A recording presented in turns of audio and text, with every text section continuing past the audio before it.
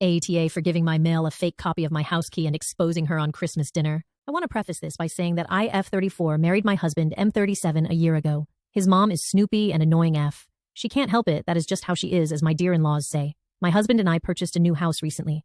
My MIL kept pushing to get an emergency key.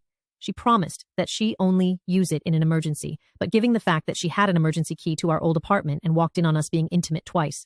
But my husband didn't think it was big deal. I just couldn't trust her, so I just sent her a fake key after she kept pushing, and she had a smug on her face after I hand-delivered it to her.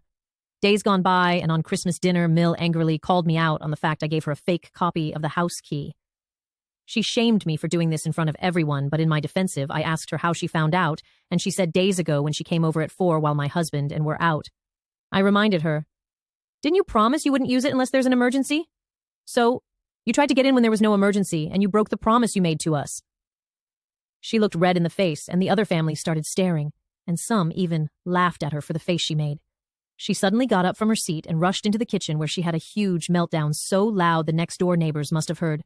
Literally, I've never heard a 60-plus-year-old woman throw a tantrum like that. Needless to say, dinner went awkward, and my husband and his sister were giving me looks.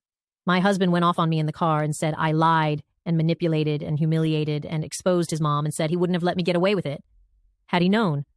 We had an argument, and he is demanding I apologize to his mom for my childish behavior and for ruining Christmas dinner for the whole family. AITA? AITA.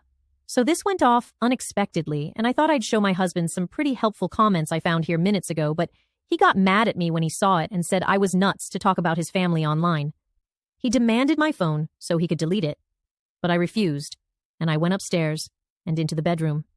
I'd never seen him so agitated, and I didn't think he'd react like that, honestly.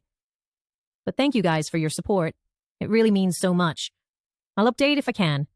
Thanks again.